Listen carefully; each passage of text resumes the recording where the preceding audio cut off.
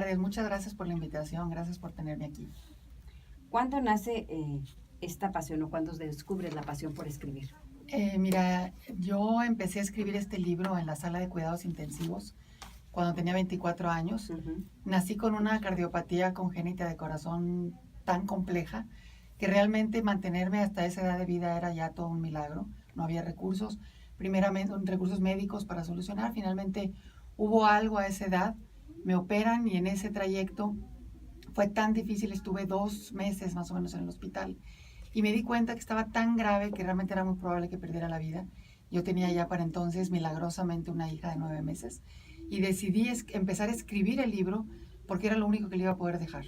Entonces esto inicia estando muy, muy grave y pasan los años y finalmente en todo ese tiempo con mi idea de seguir escribiéndolo, finalmente decido terminarlo. Hace 2 años volví a juntar ya toda mi vida de alguna manera y darme cuenta que era todo un milagro que yo siguiera con vida y comparto toda mi trayectoria. ¿Cuántos años tiene tu hija? Mi hija tiene 27 años, se casó en octubre del año pasado. Es para mí la motivación más grande de mi vida fue ella y hoy en día pues ya la entregué en matrimonio, estoy muy feliz. Y yo tengo 51 años y lo digo con mucho orgullo, porque haber llegado a ellos... Ay, gracias, haber llegado a ellos es todo un reto. Bueno, hablando de los retos, cuéntanos sobre ellos. Primero, pues a una joven de 24 años decirle que probablemente no vivirá. ¿Qué Mira, implica a esa edad? Yo me enteré, de hecho de ahí viene el título del libro, por eso es que es tan interesante el título, pues obviamente sabemos todos que no vamos a vivir para siempre, pero más o menos a los 8 años, 7 u 8 años, le pregunto a mis padres que por qué me tenían que llevar tantas veces al doctor si yo no me sentía mal. Es como un niño que no sabe que no ve bien hasta que le ponen anteojos. Para mí la falta de oxigenación no sabía qué tanta tenía. Entonces finalmente me explican que tengo un problema y en ese momento yo entendí todo lo que los papás no te dicen con palabras, pero sí con todo lo que no dicen.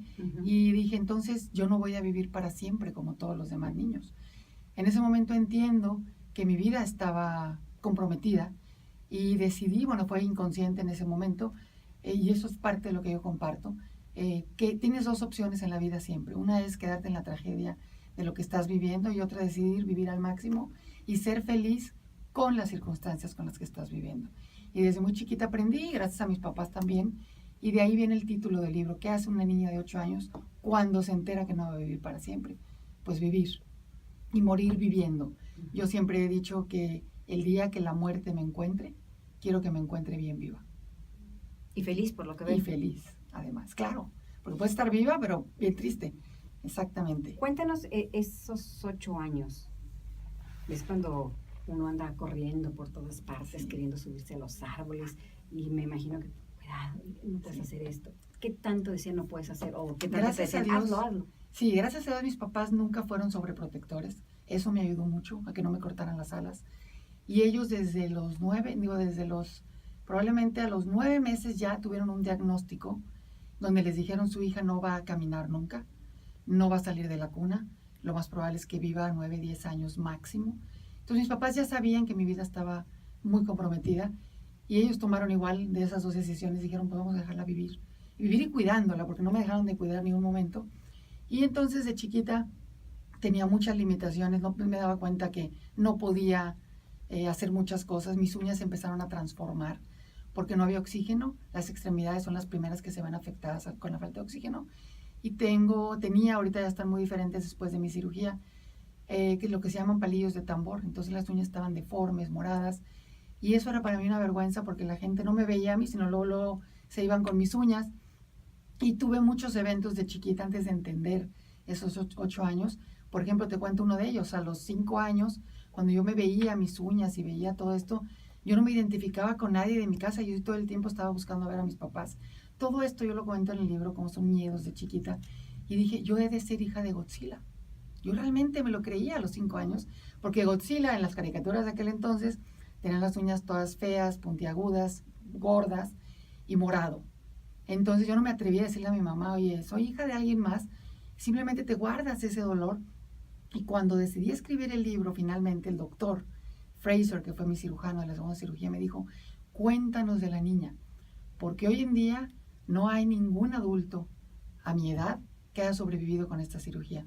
normalmente morían y los que sobreviven son de 30, 25 años hacia abajo. Y él me decía, necesito que nos cuentes, porque todo lo que sabemos de los niños nos los cuentan los doctores, pero de niños que ya no viven. Tú sigues aquí, entonces cuéntanos qué pasa con un niño que vive con una cardiopatía tan compleja. Entonces comento eso, comento como a los 5 años también más o menos estaba en el kinder y nos pusieron a hacer una presentación de la bandera, todos los orígenes, entonces teníamos que estar descalcitos todos los niños y yo siempre quería tener mis pies tapados. Pasaban los papás y lo primero que hacían era ver mis uñas, era imposible no verlas, era algo muy evidente. Entonces yo cuento de cómo hacía yo unos viajes imaginarios en mi mente, cerraba los ojos y me escapaba y me iba con mi abuelita, que ella me acariciara y que... Entonces cuento cómo los recursos que tuve que ir adquiriendo para sobrevivir y seguir siendo feliz. Pues sí, eso tengo, ya lo sé, entonces aprende a vivir con eso. A ver, Ana Cecilia, hoy se habla mucho entre los niños del bullying. Totalmente. En ese sentido, en tu momento, ¿lo sufriste? Sí lo sufrí, pero más por las miradas que por las palabras. Sí llegaron a ver algunos tus uñas feas y mira qué morados traes los labios y unas pequeñas burlas. Pero yo realmente traté de protegerme de todo eso, siendo graciosa, me ponía a tocar la guitarra, o sea, yo trataba de sacar lo bueno de mí, pero sí hubo esa parte. Yo, de hecho, cuando voy a las secundarias a platicar de estas cosas o las primarias, hablo mucho de el daño tan fuerte que podemos hacer porque nadie sabe qué hay detrás de lo que tú estás bulleando o burlándote o algo así. Entonces, parte de lo que yo quiero transmitir en el libro es todo eso, que eso lo pueden leer todos los adolescentes, es precisamente entender todo lo que hay detrás de una historia sufrida, sin embargo, con ganas de vivir y que a veces este bullying te puede llegar a hacer mucho daño. Hubo una sola vez que, bueno, sí hubo mucho de eso, pero así daño fuerte, que me acuerdo algún novio que me dijo, estábamos jóvenes, pero me decía, es que eres hermosa, lástima de tus uñas. Tú imagínate, ¿qué haces tú con eso? Evidentemente yo no puedo, entonces tienes que decir, pero tengo otras cosas, o sea, tengo voz, tengo manera de comunicarme, yo no soy mis uñas, pero yo cuento en el libro todo lo que me costó llegar al momento de mi aceptación, hasta que finalmente me operan ya grande, ya después de tener una hija, y empiezan a cambiar esas uñas porque empieza a haber oxigenación. Pero sí fue ese bullying, yo lo viví, sin embargo, cuento la manera en la que yo me sobrepuse a todo eso. ¿Tus papás viven? Sí, gracias a Dios los dos. ¿Cómo se sienten ellos al verte aquí con vida? Pues mira, cumplí 50 años el año pasado y mi regalo fue este libro. Yo quería regalarles que esa niña por la que ellos han sufrido desde que nací, esperando que en cualquier momento se les muriera, ya había cumplido 50 años y estaba más llena de vida que nunca. Entonces para ellos es un regalo. Yo creo que la mejor lección de mi vida yo la he recibido de ellos. Cuando mi mamá en algún momento de mi desesperación por mis uñas o por mi físico morado y todo eso me dice un día, bueno, ¿y qué puedo yo hacer? ¿Qué hacemos si así naciste? Dale gracias a Dios que estás viva. Esa fue la mejor lección de mi vida, dar gracias por lo que sí tenía. Entonces empecé, automáticamente esa lección me ayudó a ser agradecida porque tenía papás, tenía hermanos, tenía familia, tenía amor, tenía salud, o sea, podíamos hacer muchas cosas. Vivía en un hogar muy bien avenido. Entonces empecé a concentrarme en todo lo que sí tenía y eso, curiosamente, el cuerpo empieza a reaccionar a tu felicidad o a tu positivismo y encontré un equilibrio. Bueno, cuando tú hablas de que los adolescentes pueden, me imagino que no piensas solo en ellos, pero son ellos quienes pasan de entre los 13 y los 18 años por no soy inteligente, no soy bonito, nadie me quiere. Entonces, en ese sentido sí entiendo que digas, los adolescentes volten a ver que tienen vida. Sí, así es. ¿Has compartido con alguno de estos adolescentes cercanos, algún hijo de alguna amiga, esta historia?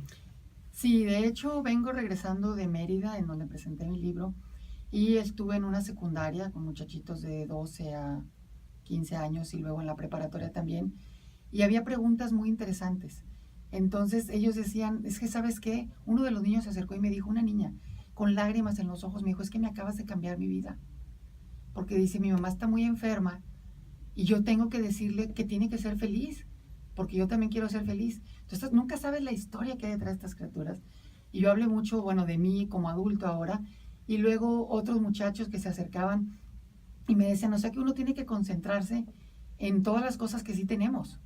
Entonces ya no estar, porque luego ellos, en la medida que me hacían preguntas, uno de ellos pregunta, ¿hiciste tú? Entonces pasaste por todas las 5 etapas del duelo, y entonces todos los demás empezaron a burlarse, y yo, claro que sí, pasé por todas esas etapas, y entonces ya ves en donde los rescatas y se acercaron.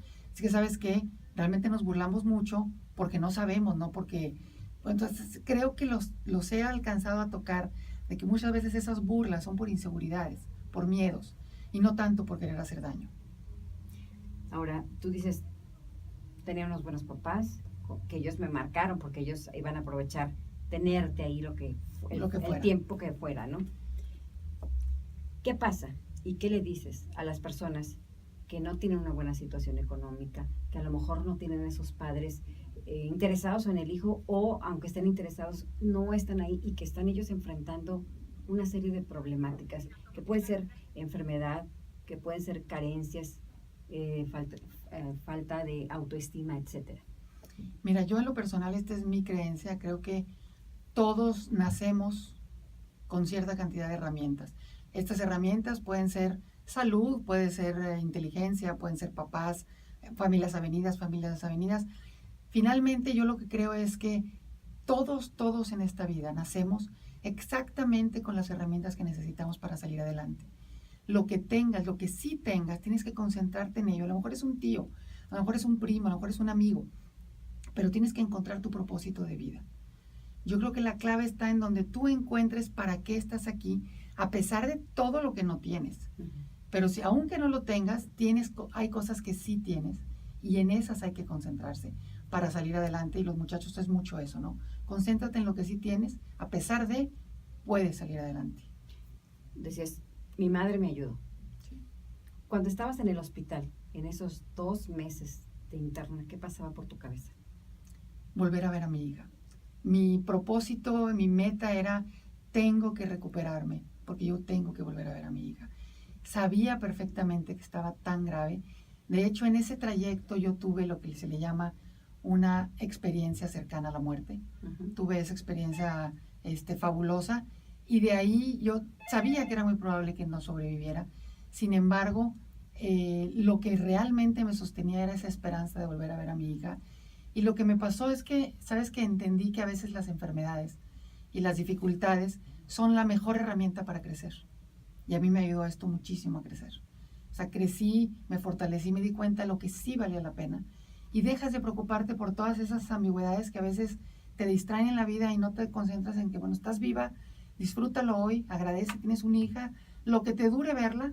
Yo estaba súper agradecida porque ya me había dado Dios la oportunidad de dar a luz a un hijo. Entonces yo lo que pensaba era, tengo que salir adelante, tengo que dejar un legado. De ahí por eso que decidí empezar a escribir este libro. ¿Cuánto tiempo te llevó a escribirlo? Tú me dices que desde... Empecé a esa edad, hice muchísimo, avancé bastante, pero fíjate, la historia está interesante porque entrego el libro a alguien, que no voy a mencionar nombres, para que, él me dijo, yo quiero escribir tu libro, y curiosamente sacaron un libro parecido, decide no sacarlo, pierde el material. Ese material valiosísimo. Decido, después de que pasan los años, pasa la vida, yo adopto a un niño, y decido, yo necesito escribirlo yo. Después de mi segunda cirugía, me operaron una segunda vez, y nunca puedo rescatar todo eso que yo había escrito. Entonces vuelvo a empezar a todo lo que yo tenía. Yo escribía mucho desde siempre, y desde que decidí allá concentrarme, entré a la fábrica de Felipe Montes, fábrica literaria, decido entrar ahí, y me tomó un estimado de 2 años en que ya lo terminé, y ahora sí está listo para publicar. Y hoy se presenta. El día de hoy se presenta en el Fondo de Cultura Económica. A las 6:30 de la tarde. Así es. Invita a la gente, dile por qué quieres que te acompañe. Me encantará verlos ahí porque sé que, estoy segura de que es un libro que les va a llegar. No hay forma de que no haya una etapa de mi vida en la que no se puedan identificar.